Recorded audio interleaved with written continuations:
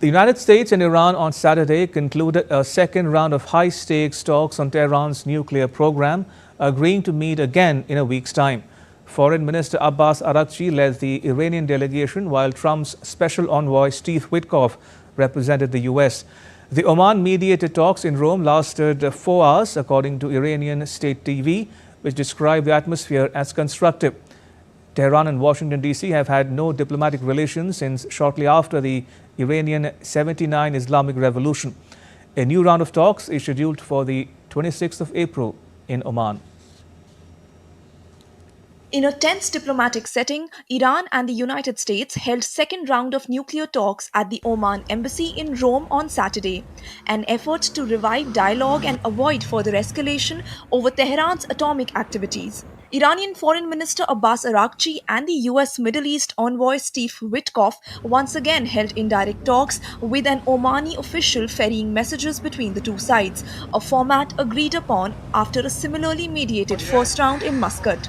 On the eve of the second rounds of talks, Araghchi expressed cautious optimism, saying a deal is possible if the United States approaches negotiations with realism and restraint.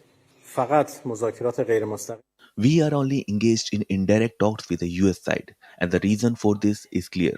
Because of the threats by the US administration, because of the economic pressure by the US administration, and because of the maximum pressure regime that has been imposed on us. We cannot enter into direct negotiations with them. We have seen a certain level of seriousness in the first round of talks, and if they are ready to discuss the nuclear issue without involving other matters, then we can progress further towards a constructive dialogue.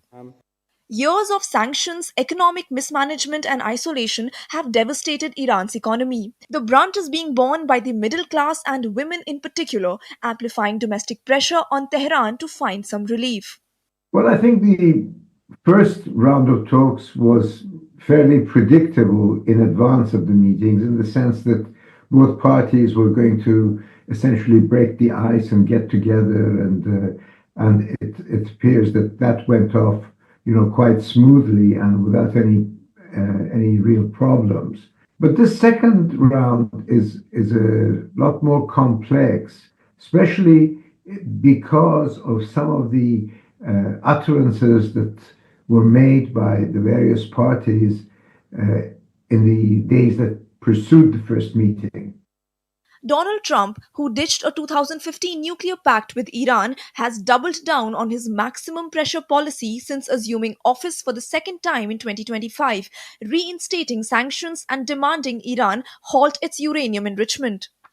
I'm for stopping Iran, very simply, from having a nuclear weapon. They can't have a nuclear weapon. I want Iran to be great and prosperous and terrific.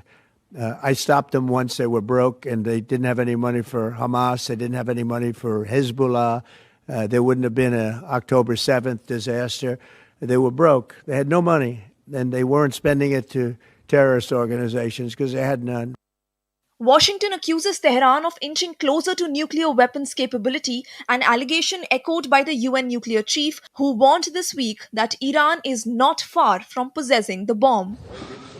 On the other hand, Tehran insists its nuclear efforts are peaceful and remain open to curbs if sanctions are lifted and future agreements come with solid guarantees. With trust eroded and timelines tightening, the road to compromise is narrow. But for both nations, the cost of collapse may be far greater than the concessions required for peace. Bureau Report, DD India.